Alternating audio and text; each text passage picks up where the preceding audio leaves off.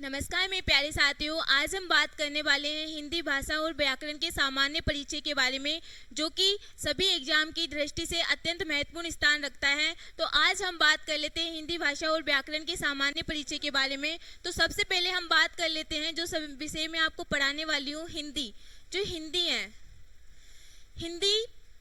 हिंदी फारसी भाषा का शब्द है। जो अपने हिंदी है वो कौन सी भाषा का शब्द है? फारसी भाषा का शब्द है। उसके बाद में है जो हिंदी है, तो हिंदी शब्द की जो उत्पत्ति हुई है वो किससे हुई है? सिंधु से हुई है। अब हिंदी शब्द की उत्पत्ति सिंधु से कैसे हुई है कि जो सिंधु घाटी नदी क्षेत्र पर जो लोग रहते थे वो कौन सी भाषा बोलते थे? वो सिंधु भाषा बोलते थे। और सिंधु भाषा बोलने के कारण ही उस क्षेत्र का नाम क्या निकल गया? सिंधु निकल गया। और फिर क्या हुआ कि वहां पर फारसी और जो ईरानी शैली का क्या है ना, उस सिंधु क्षेत्र पे क्या हुआ? प्रभाव पड़ा। और जब फारसी और ईरानी शैली का सिंधु क्षेत्र पे प्रभाव पड़ा तो जो ईरानी और फारसी शैली है ना, बहुत ही स्मूथ सरल तरीके से बोली जाती थी। इसलिए वो क्या करते थे? वो सी को तो क्या बोलते थे? ही बोलते थे। और धू को क्या बोलते थे? वो डू बोलते थे। जिस कारण कौन सा शब्द बना? हिंदू। जब हिंदू शब्द बना तो अपने हिंदू में जो सबसे पहले जो प्रत्यय जुड़ा वो कौन सा जुड़ा? ईक प्रत्यय।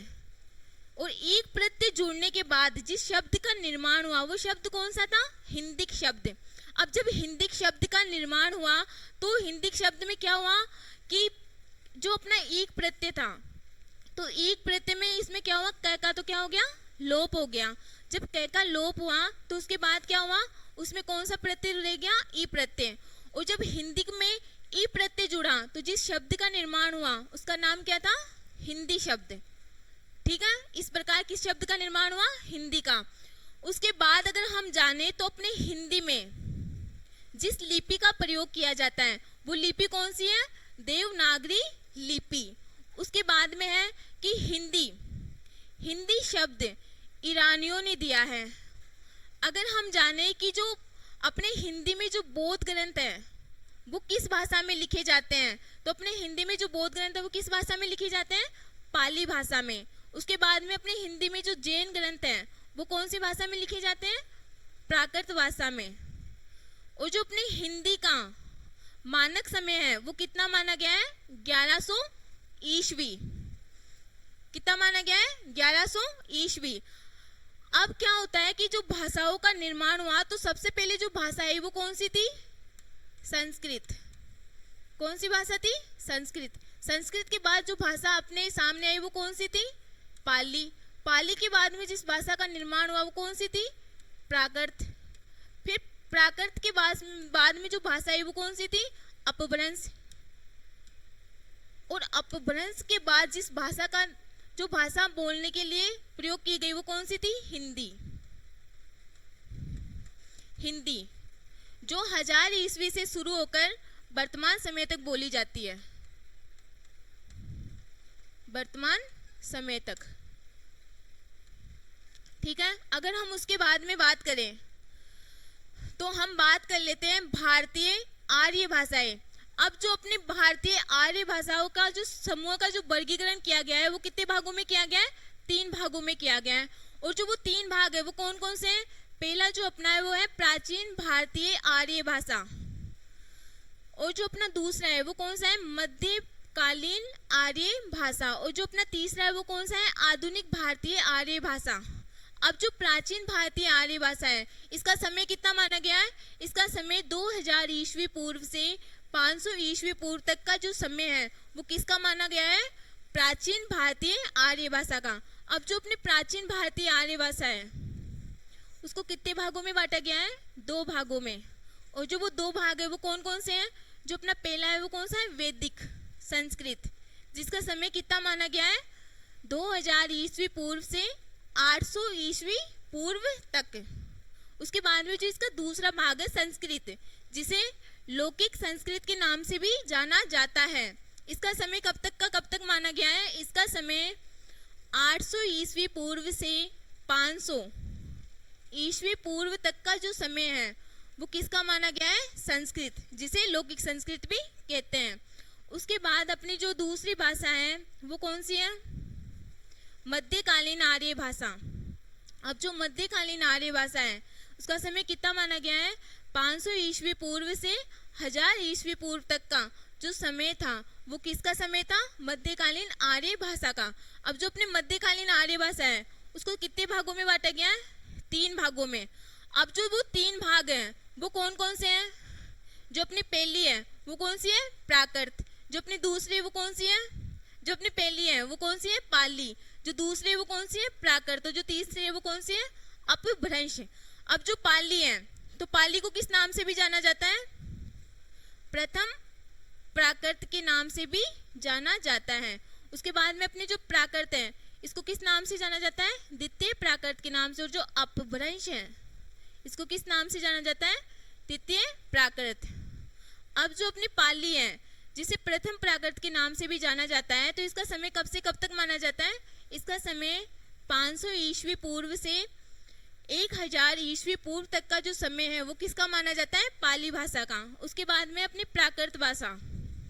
तो प्राकृत भाषा जिसे द्वितीय प्राकृत के नाम से भी जाना जाता है इसका समय कब से कब तक माना जाता है? 1000 ईस्वी पूर्व से 500 ईस्वी पूर्व तक का जो समय है वो किसका माना जाता है? प्राकृत भाषा का।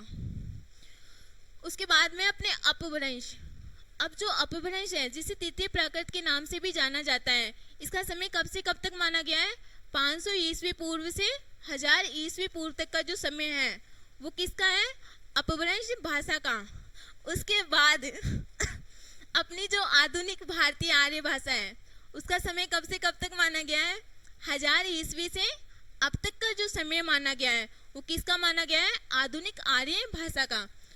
उसके बाद अगर हम बात करें तो अब हम अपनी विश्व की भाषाएं और वर्गीकरण के बारे में बात कर लेते हैं।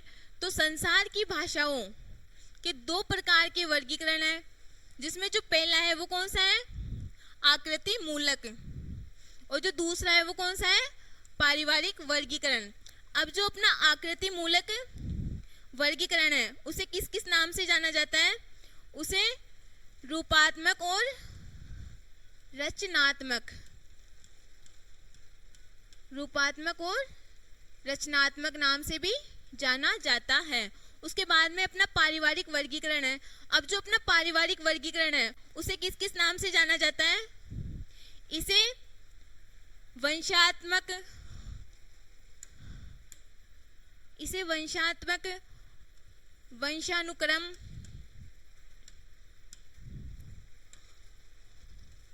वंशानुक्रम,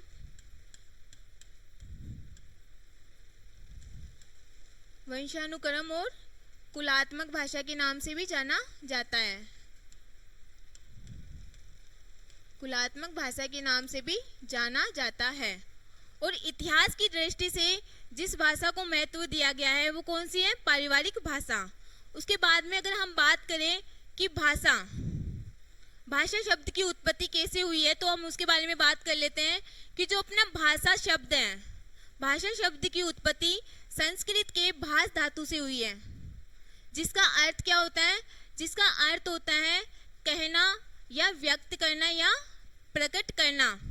मतलब मनुष्य द्वारा अपनी भावनाओं का आदान प्रदान करना, अपनी भावनाओं को व्यक्त करना, ये क्या कहलाता है? भाषा कहलाता है। उसके बाद में अगर हम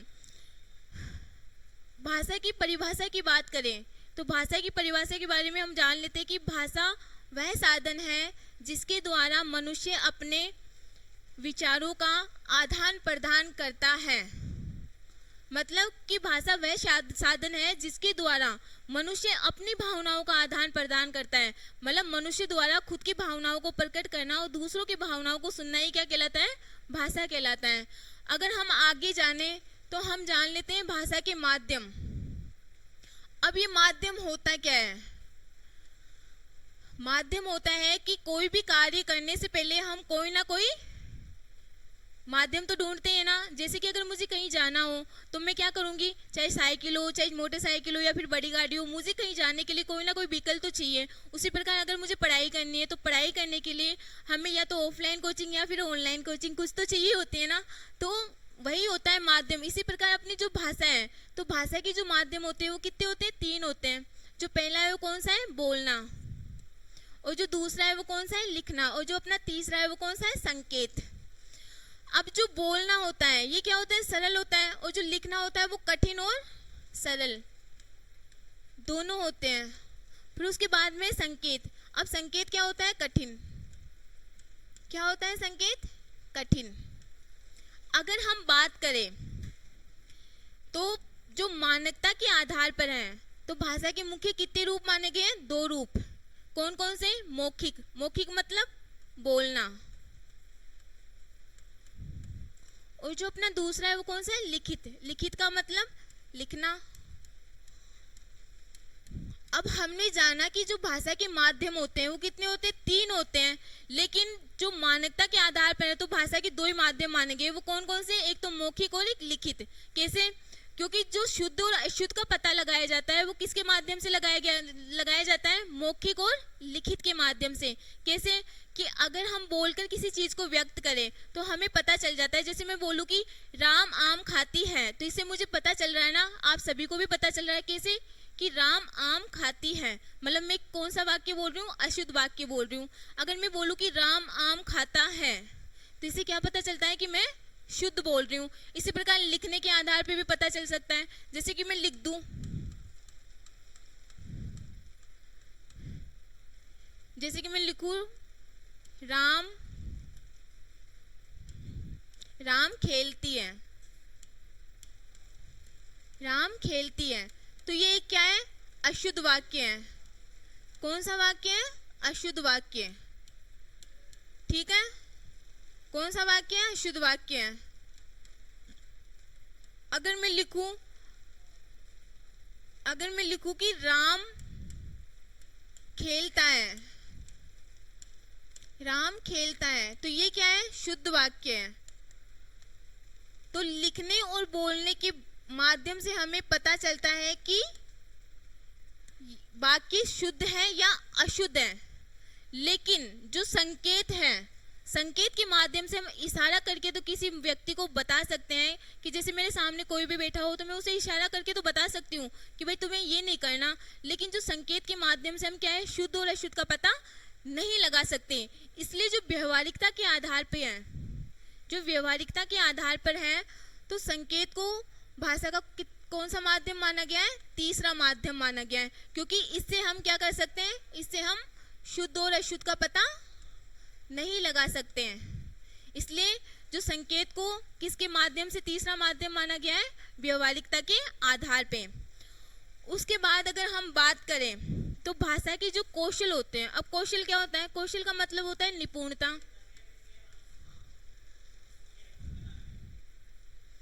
कौशल का मतलब होता है निपुणता, कुशलता।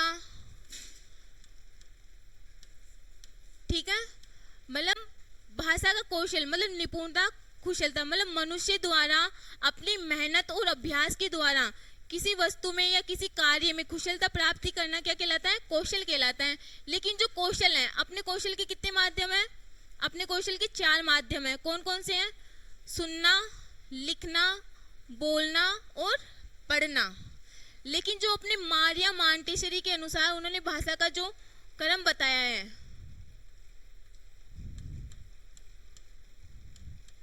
मारिया मांटेसरी के अनुसार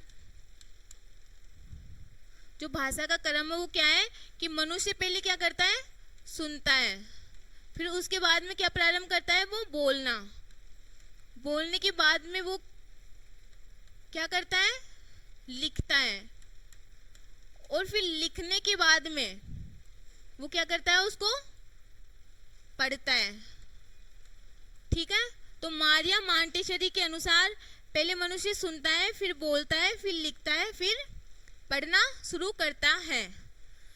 तो अगर हम इसे ट्रिक के माध्यम से याद करें तो हम बोल सकते हैं कि ओए सुनना, वो लड़की प्यारी है ना, कि सुनना, ओए सुनना, सुनना से क्या हो गया, सुनना। ठीक है, सुनना से क्या हो गया, सुनना, और बोलने से क्या हो गया, वो लड़की, मतलब बोलना, और लड़की प्यारी है जिसका अर्थ क्या हो गया, लिखना, और पढ़ना, मतलब वो प्यारी है ना। ठीक है, अगर हम इसे शॉर्ट में याद रखें तो क्या होता है, SLVP। मतलब सुनना, वो लड़की प्यारी है ना, तो मारिया मांटेसरी के अनुसार है ये क्या है, SBLP। ओके। और वैसे भाषा के जो 4 कौशल है उनके बारे में हमने बता ही दिया। आज अपना टॉपिक यहीं समाप्त होता है। आगे हिंदी भाषा और व्याकरण के सामान्य परिचय के बारे में दूसरे टॉपिक में बात करते हैं। धन्यवाद।